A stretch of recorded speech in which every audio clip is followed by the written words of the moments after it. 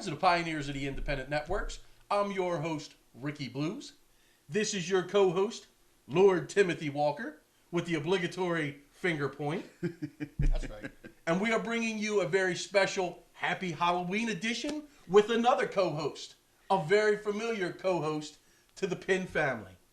Andy Vineberg. I am so happy to be here, Ricky Blues, Tim, and all of you. I want to wish you a happy Thanksgiving. Please be safe this Thanksgiving. Trick or treat. Trick or treat on Thanksgiving. Is it a trick or treat that I'm here? It's very much a treat. It is 100% a treat. It's always a treat. Withholding my judgment. Till the end? Till the end. Nice yes. costume, by the way. Oh, thank you. Looks good on you. Well, and Andy has vowed to us that we are going to see his intellect on this very special episode. I will not be the winner today. I will be the Andy Vineberg. The right, real Andy the Vineberg. real Andy Vineberg. You got him. And friends, if you've joined us in the past, you know that we bring you all the characters, the matches, the feuds, the promotions that populated the Mid-Atlantic independent wrestling scene from the 1970s to today. And thinking of that, Andy, we're going to start in the 70s with our topic today. Even though it's Halloween themed, I think it's pretty neat to bring in the different decades that are involved in our topic. Tim, our topic, how are we going to present this topic? Well, since it's Halloween, let's talk about the scariest wrestlers. So kind of falling back on our top 8 villains, we might not have just villains on our list that we started the season with. This could be just scary people in general. And Andy, you've got it. You are the main seat for today, so it'll be through your eyes. You bring the folks along through your eyes. And Tim and I, all we'll do, feed into what you're saying, and if we have a little story or two, we'll add. But this, my friend, is your Happy Halloween show. Well, I'm so thrilled. So I'm like the host then. Yes, very much so. Now that's scary. Hold on. I look at him every week. So Well, this is true. That's scary. I look at wrestling fans all the time. That's scary. scary. I smell them. That's scary. Anyway, absolutely. I'm so happy to be here. And through the years, I've had the opportunity to meet a ton of wrestlers, Yes. obviously. I've been backstage. I've had phenomenal times and great times in wrestling. But I'm also a fan, first and foremost. Always have been. And I've been able to live the world of professional wrestling in the 70s, 80s, 90s, even until today. I watch it on a weekly basis. I'm a fan before anything else. Right? Oh, your dad Jack took you to the arena. How many times to see matches? I mean, so Twice a month. Exactly. Absolutely. It's much like Tim, Tim's pedigree, much like mine, and that's where it all starts, Andy, like you said, as a fan. As a fan. And you know what? Let's start at the 70s, okay? As far as scary wrestlers, and please, guys, jump in, with me and tell me what you think. But when I think of the 70s, I think of the villain, the heel of Jimmy Superfly Snuka. Wow. You remember? Yes. I do. Right? Jimmy Snuka. Here's a guy that didn't speak much. He had these eyes that would pierce through you when he cut a promo, right? And you felt it through your TV screen as you're watching it. Then you had a guy like Beppo Mongol at the time who became Nikolai Volkov. Nikolai Volkov is a guy that happens to be my son's godfather. Right. Let him rest in peace. One of the nicest guys you're ever going to meet in the world. But when I watched Nikolai Volkov in the 70s and the 80s when he became that Russian sympathizer, my God, let me tell you something. I hated Nikolai Volkov. Not only was he big and bad, but he was hurting people that I love. Right? And back to Jimmy Snuka again. I got to know the Superfly Jimmy Snuka. Right. Okay? Jimmy Snuka, I was backstage many times with Jimmy Snuka from when he was in his prime in the early 80s until the times into the 2000s, or 90s that I was backstage with him. Jimmy Snuka was a guy that I could have a conversation about his kids. He would tell me about the fact that he's a grandfather. But then as he's putting his outfit on, that he's going to wear to the ring with obviously no boots, a light switch goes off and he becomes a completely different person. He becomes Jimmy Snuka, the wrestler. Now, again, even as a good guy, you still saw this guy and you saw the fear in him. He had a body of a Greek god. Would you guys agree with that? 100%. Yeah, right? 100%. He was a really big guy. But to me, there was nobody that I was more scared of at that time than Jimmy Snuka. You had a guy like Stan Hansen, right? Right. Another guy that, to me, I mean, we know the Bruno history there. Oh, absolutely, with the broken neck. Right, the broken neck and whatnot. Stan Hansen, again, when he did his interviews, you can feel it. You know, you can feel that this guy is scary. He wants to destroy you that are watching this, as well as the wrestlers that he's wrestling against. And Well, Andy, what I want to ask you, if you think about that 70s period, right? Because a lot of guys, when they watch the program, they want us to compare the 70s and the 80s to today. And it's very difficult. Each period deserves its own encapsulation. Absolutely. Because you're dealing with a lot of different outside influences and internal influences that really separate those decades. So when you saw that in them, you're living in the mindset that you experienced, that you livingly experienced in the 1970s. So that stays with you. Even though time moves forward, your emotions will stay. to this day, Right. to this day, I still, if I go watch those videos, will go in the networks that are on, or just go on YouTube and watch these interviews. Yep. To me, that's what wrestling's so great. Yes. It's the storytelling. But it's all about believing. And the funny thing is, it's not only us believing, it's the character that is portraying, the person that's portraying that character believes in themselves. Right. And they can, like I said, turn that light switch on and become somebody else. You look at a man like Terry Funk. Also through the 60s and 70s. Right, Terry Funk, and 80s. Yes. And even 90s probably, right? Well, Because ECW. Right, if you look at the length and the breadth of his experience. But you're right. Go ahead, Andy. Terry Funk and I would have conversations backstage at ECW. And I remember talking to Terry, and he had this low, very low voice, you know. And I said, Terry, why are you talking so low? He said, well, that's how people listen, you know, in a slow true. voice, right? Right. But again, Terry Funk, I wouldn't get anywhere near him when he became Terry Funk, the wrestler. He's a man that has 2 daughters. He's a husband. You know, sadly, his wife had passed away. Terry Funk, the person, one of the nicest guys that I've ever met in my entire life. And he's always willing to teach, and you can sit under the learning tree with Terry Funk. He'll encourage everybody to do so. He's has such a great mind for professional wrestling, for the sport of professional wrestling. And Terry Funk becomes that wrestler. Let me tell you, even though I'm backstage and know the Terry Funk person, I wouldn't get anywhere near Terry Funk, the wrestler. Here's a guy that I'll never forget, talking about Jack taking me, my father, taking me to professional wrestling. I believe it was a Great American Bash, the War Games, right? We had front row seats in the Baltimore then Civic Center. Right. And Terry Funk was in that event, in that match, or in that show.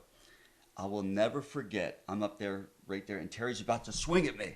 You know, my father pulls me back to my seat, says, this man's insane, don't get anywhere near him. No, I didn't know Terry Funk then. Right. Okay, I didn't know him then. My father was almost ready to have a heart attack. Because convinced that this man is absolutely insane. Stay away from him. Okay? Now, if you would have fast forwarded 15, 20 years and I would have said, Dad, I'm rooming with Terry Funk this weekend. Right. He would have said to me, are you insane? You know? The same thing happened when, I'll never forget, Rick Rude, right? He played this, he wasn't scary per se, but he had this very over-the-top persona. Right. Right? And I remember I was going to Dick Caracal promotion, NWL back in the day. I was a 15-year-old ring attendant, and they had booked Rick Rude on the show. And I was so excited, you know, again, the fan that I am. I called my dad. He was at work. And I said, Dad, you're not going to believe who I'm going to see tonight and meet. He goes, who's that? I go, Rick Rude. He says, son, you stay away from him. Bad influence. He said, you got, I don't like this idea. You know? But again, it's the belief. It's right. Right? Transported into that vehicle that says, this is real. When I perform today as the winner, Andy Vineberg, right now you're talking to Andy Vineberg, the father, the family man, blank, blank, blank, right? When I become the winner, I'm no longer that guy. I want every single fan, and I mean it at that point. That's my alter ego. That's who I am. I don't like the fans when I'm Andy Vineberg, the winner. I don't like the good guys. I want to be the most hated individual on an event, and I want you to despise me. The same way these scary wrestlers Right. that we're talking about at the different eras. So let's go back to the different eras then. Okay. So as the host today, let's go back and fast forward from the 70s to the 80s. Okay. I'm willing to make that trip. Sounds good to me. Welcome back to the 1980s. We're taking a step back in time where Cyndi Lauper was a sensation. Michael Jackson had a white glove. And there... You had a white glove too, I'm sure. I had 2 white gloves. Neon was the color of choice, and there were plenty of scary wrestlers in the 1980s. It was. Andy, take us through a couple through Andy Vineberg's eyes of those scary wrestlers. Some of the scariest that I remember in the 80s. Number one, I'm going to start with Jake the Snake Roberts. Wow. No one to me had better psychology and professional wrestling at that time than Jake the Snake Roberts. Here's a man that had a demeanor. When you would, again, look into that camera when that man cut a promo, and you can just feel how passionate he is about this character and how he wants to slither in and destroy his opponents. How he wants to kill the Macho Man Randy Savage. How he wants to hurt everybody that he faces. To me, Jake the Snake Roberts is hands down, if not the scariest wrestler. To me, again, being a fan, that's going to put a snake on you afterwards. You know, not only does he beat you, destroy you, DDT you, and then he puts a snake. Psychologically. Unbelievable, right? Yes. Another person in the 80s that was coming up and became a big star in the 90s. Cactus Jack Manson. Mm-hmm. Now, for those of you who don't know who Charles Manson is, a lot of young people out here that might not They know. don't know the story of Helter Skelter and 69 and everything that went with it. Charles Manson, if you look at, just do a Google search. Look at this man's eyes. Evil. Scary. His eyes go through you. Cactus Jack Manson, or Cactus Jack we'll use, without a doubt, who's someone I'll tell you about on a personal level in just a few minutes, is another guy that if you look at his eyes, he really has the same eyes as Manson. But he is truly, Mick Foley, his real name, and the real man, happens to be one of the nicest human beings in the world. But when he becomes, and I've his 3 characters, Mankind, Do Love, Cactus Jack. Cactus Jack was my favorite because it was so scary. He was willing to not only destroy his opponents, but he was willing to risk his body. Right. For the benefit of entertaining us, but also to show you just how fearless he truly is, and fearful to his opponents. To me, the Cactus Jack persona, and there's a lot of Cactus Jack and Jake the Snake, but I mean there's a lot of intertwining going on between the two of them. I believe there is. I mean, No, I think you can see it. You can see it, right? Yep. And again, he's another guy that's a second I remember being backstage with him, and I traveled with him multiple times, and he would sit there and sing his Bob Dylan songs as we're traveling down the road. I remember when he met his wife and had his first son. I actually watched his son Dewey, believe it or not. He, when he was getting lit on fire, I was sitting with this kid to keep an eye on him, and he cared about them more than anything else, and everything that the man has done is for his family. Right. But the bottom line is, the second he started spraying water on himself and on his hair, and the hair started coming down, if you remember back in the day, he had really long hair, he became Cactus Jack, and he will see, and his eyes will pierce right through you, hands down. Definitely a scary wrestler from the 80s and 90s. Also in the 80s, I think about other wrestlers as well. I think about guys like the Iron Sheik. Right. You know, here's a guy from Iran, was actually I don't know if you know this or not, was the Shah's bodyguard. Right. Right. The Yes. Shah of Iran. Google that one as well. And when he would put somebody in the camel clutch, it was it was amazing to me. Okay, I want to end one more person, if we can, in the 80s. The Macho Man Randy Now Savage. you're talking my style. Right. Okay, now think about this. Have you ever seen his Memphis days in wrestling? Absolutely. Absolutely. Before going through a table was the thing to do. I'll never forget when he, and I forgot who his partner was, wrestled Probably Lanny, because they did. tagged a lot together. They wrestled When with Lanny Rock and Roll Express. Yes, and he wore the suit of armor. Yes. And yes. And he pile drove Ricky Morton through a Through the table. table. Before, this was 20 years ahead of his time. Right before it was, in He vogue. was scary as could be. He put the fear of God in you because he was so convincing as a heel. Well, if we stop right there at those 2 decades, Andy, one of the things that we should point out to our fans, that is a time of believability where people were still on the fence saying, yeah, this is real.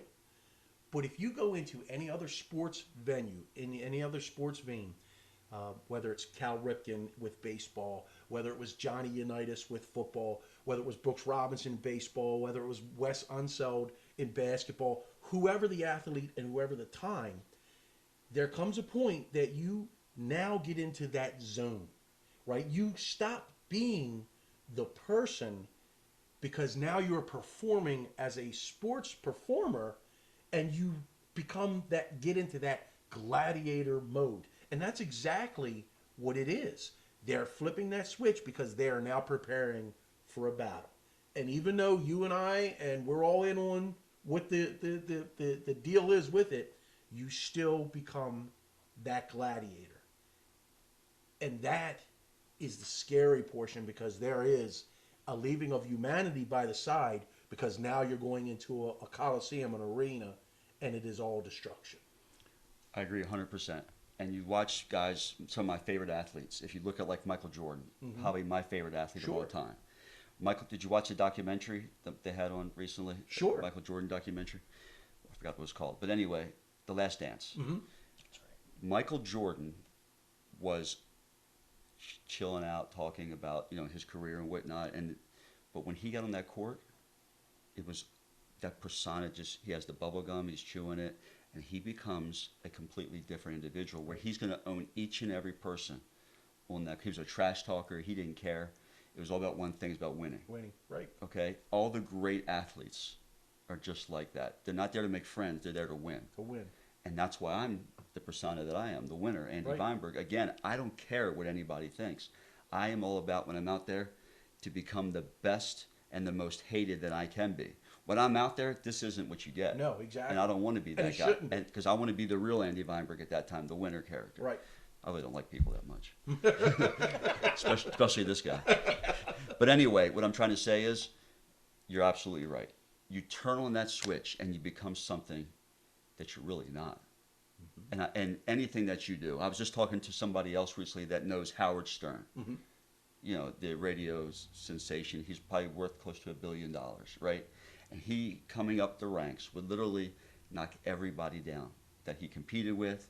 He had people other celebrities that he would knock.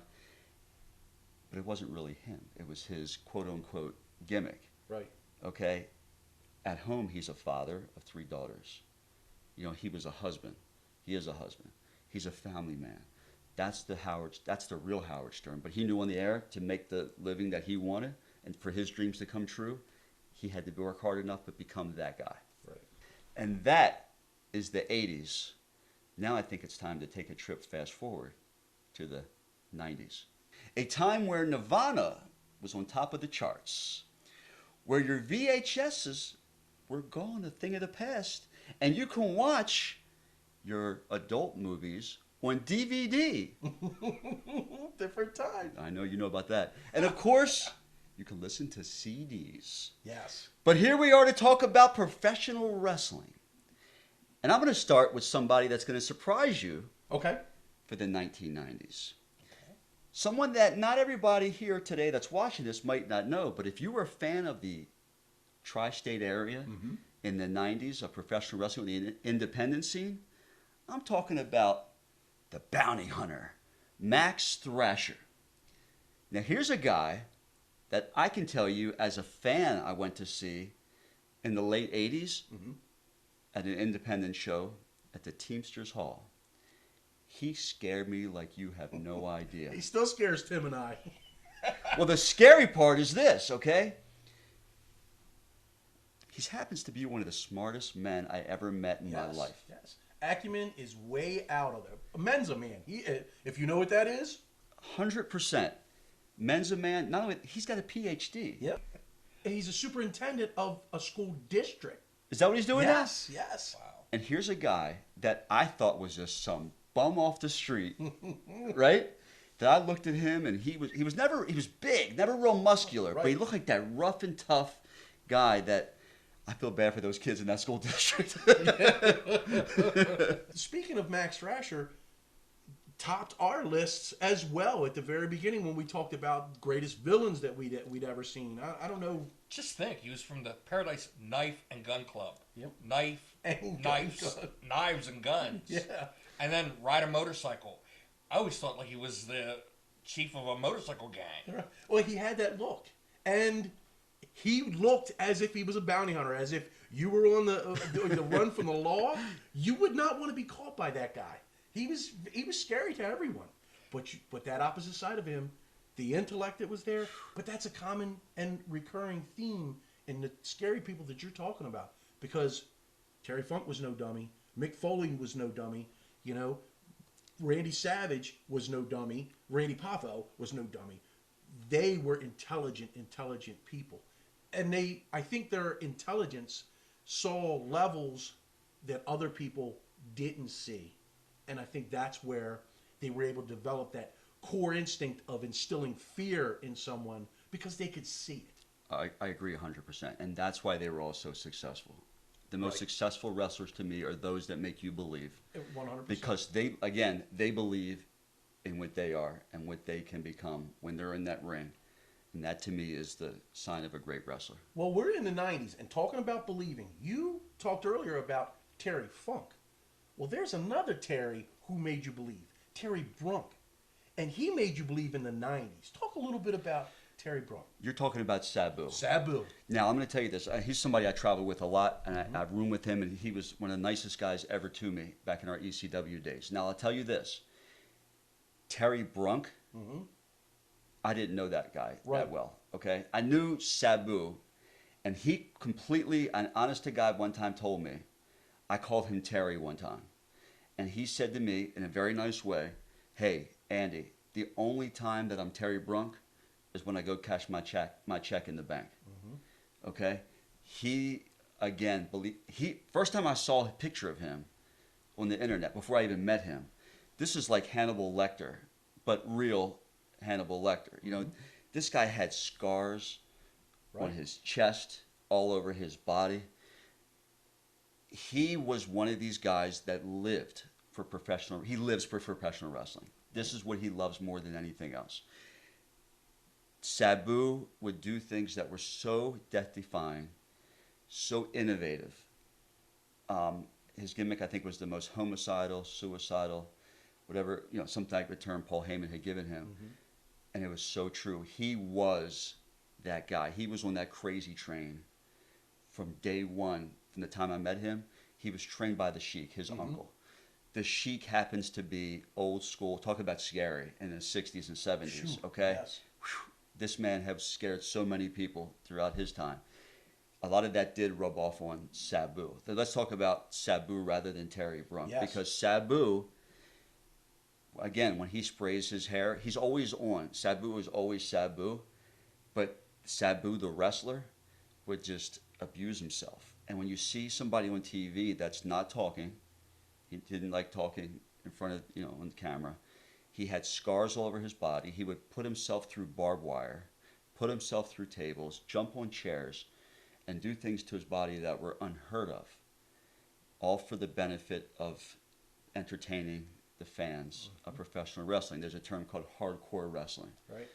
When you think of hardcore, you think of Terry Funk, Abdullah the Butcher, Terry Funk, Sabu. They come to the top of mind. There's many more, Sandman.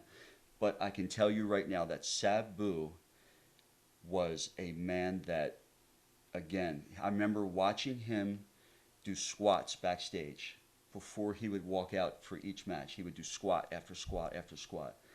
And you couldn't get anywhere near him because he literally is transitioning while he's doing those to Sabu, the character. And but it was always Sabu, the character, with him. And if Sabu could wrestle 24 hours a day, he wrestled 24 hours a day. He loves, and he would do it for no money. That's the kind of guy he was. He was totally insane in regards to what he did. The night that Abdul the Butcher and the Sheik wrestled each other in Philadelphia. Was it Tri-State? And It was for Joel Goodhart's Yes, Tri-State Tri-State, Wrestling. yes. And it was a cage match. And the steel cage was wrapped in barbed wire between Abdul the Butcher and the original Sheik. Well, I was part of the ring crew that night in Philadelphia. And it took us a long time to unwrap the barbed wire from the cage. We were there really late, probably 2 or 3 o'clock in the morning. We were still there, taking down the cage and taking down the ring, and there was no one in the building except for us, the ring crew, the security guards, and a few janitors who were mopping up the floor and putting the chairs away. Well, at this hour of the morning, we thought it was just us. It wasn't just us. All of a sudden, I hear a lot of noise, banging and smashing and chairs flying everywhere, and someone's kicking chairs over, and chairs are just flying everywhere all around us. I'm like, what in the hell is going on here? Who is it? At 2 or 3 o'clock in the morning, with just the ring crew, the security, and a couple janitors. Who comes out screaming and hollering and kicking over chairs? It's the Sheik and Sabu. Selling at 3 o'clock in the morning for the janitors and the ring crew. Wow. That speaks of exactly what Andy said, never turning it off. And we didn't get close to him. And that's what makes wrestling so great. That's what makes wrestlers not only scary, but reality. The And you believability. can see Sabu, when he first started in ECW, when he made his way around the ring, or he got into the crowd, people scattered. They didn't try to play tough guy or I'm not going to move out of your way or anything like that. It was like the Red Sea, and people just moved. They were scared. Abdullah the Butcher had the same effect. Terry Funk, same thing. They moved. They didn't want to be part of that. They didn't think twice either. Right. They moved. The legitimacy was there for it. And it transcended that whole notion of this is professional wrestling as no, these are two gladiators that are locked in a coliseum in battle, and it's not going to end till one is done. I agree. And if I saw Terry Funk or Abdul the Butcher coming after me as a photographer at ringside, I was Right. moving as fast as I could to get out of the That's way. about 1 mile per hour for you, though. It took a little bit, but I tried to get out of the way as best as I could. Why are you laughing? I don't know. I'm laughing at your costume you got on today. Happy Halloween and welcome to the new millennium, the 2000s. The me movement. It's all about me. Mm-hmm. American Idol. Right? I should be the American Idol. I think so. Reality TV. Kind of like what we're doing right here. Exactly. Right? Exactly. Let's talk about the scariest wrestlers of the 2000s. And I'm going to start with somebody that I know very well, the Boogeyman. The man that is big guy. He eats worms, earthworms. He wears this crazy face paint. He beats a clock over his head. He's got a wonderful haircut. And when I think of scary, Nails. I think of the Boogeyman. His nails. Cut your nails, okay? Yeah, Yeah. his nails are nasty. You need a manicure. His nails are nasty. So are yours. Yeah, well, Yeah. Anyway, let's talk about the Boogeyman for a Okay. second. Okay, now, this is what good nails look like, okay? Nail his head to the wall. That's a Halloween special, right? Could be. Yeah. Anyway, let's talk about the Boogeyman. Let's talk about scary wrestlers of the new millennium.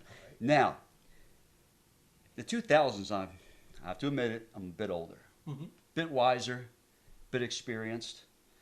So I've seen a lot of things in the wrestling world. I actually know the Boogeyman. The Boogeyman is the Boogeyman all the time. The Boogeyman doesn't like taking pictures without the makeup. The Boogeyman is always in character.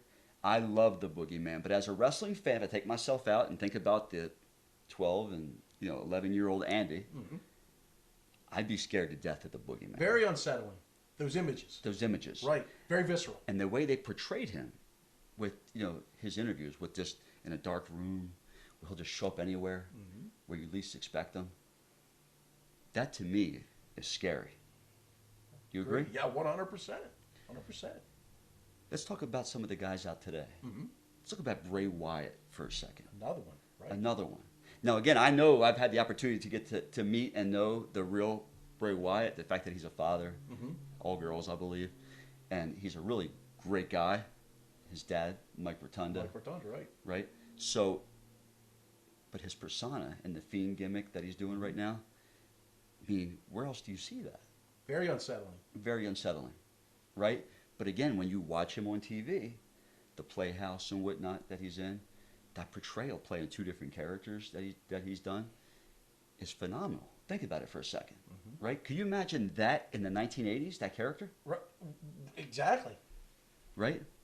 But I think we have to talk about scary characters. There has to be this one that I want to talk about with you now that has eclipsed in multiple decades. The Undertaker. Yeah, if you really think about it. Now imagine this, okay? You're a new wrestling fan.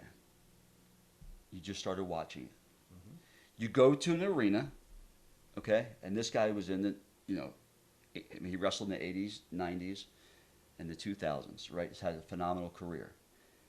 But put yourself in a new wrestling fan's mind. You go to an arena with a parent, friend. All of a sudden, the next match is getting ready. The lights go off. The smoke starts to fill the arena with a purple glaze around it. Now imagine what's going through your mind at that time. To me, that's scary. You just stepped into a haunted house. You stepped into A living, haunted breathing house. haunted house. You did, okay? And it's real. When you go into a haunted house, you know people are dressed up as characters. Right. Right? The Undertaker is someone that, when you see him in that persona, that's all you really know, for the most part. I know there's some things have changed, but from Mark Calloway, the guy, to the Undertaker, the wrestler. And then you put him with Kane, another guy that happens to be such an intellect. Okay, now Glenn Jacobs is Kane. He used to wear the mask. Right. Right? Glenn Jacobs is a guy, he'll tell me that when I see him, hey, just call me Glenn, because he's Glenn at that point. Right. But here's a guy that's big, bad, and he's so smart behind the scenes. I mean, he's a guy you look on TV, and again, that's what makes wrestling so great. And then you have guys like Brock Lesnar. Brock Lesnar is a guy that doesn't like to be bothered when he's backstage. When he goes to airports, doesn't want to have to deal with wrestling fans.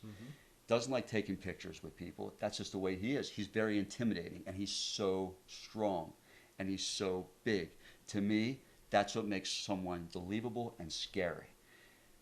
It's not Halloween scary, Right. but their presence The legitimacy of it is scary, right? And I think that's what makes wrestling so great. When we have taken a journey through the different and I'm sure I'm missing many people, and I hope people in the comments when they watch this will share who their scariest wrestlers are to them. These are ones that just came to the top of my mind today. But I hope and I pray that there's so many more scary wrestlers to come down the pipe. And I encourage everybody that's watching this to literally sit back, watch another 15 minutes, a half hour of old school wrestling in the 80s. Some people watching this today that I'm going to share on my page probably weren't even born in the 80s. Right. But I encourage you to go watch. The wrestlers that are watching this, that are wrestling currently today, go watch some of these old school wrestlers and what they did to make things so believable. Professional wrestling is the greatest outlet in the world to me. You can watch an episode of Monday Night Raw, SmackDown, TNA, Ring of Honor, and for that time that you're watching it, you're not thinking about work, you're not thinking about viruses, you're thinking about entertainment and characters and hopefully some scary wrestlers. That's what wrestling is all about to me. As a manager, I can tell you, it's like therapy for me, believe it or not. Because I become somebody that I want to be, and that I truly am, when I'm out there. It is 15 minutes. I might have to sit backstage for 3 hours before I can perform for 15 minutes. But it is the greatest 15 minutes of my life when I'm out there. That I can literally be that character. And I hope in a way, in a small way, that I can take people away from their reality for that 15 minutes so they can boo me and jeer me. or cheer me and put their W's up. It's all about giving the best athletes combined with the best characters in the world an outlet to perform, to entertain, and hopefully to scare.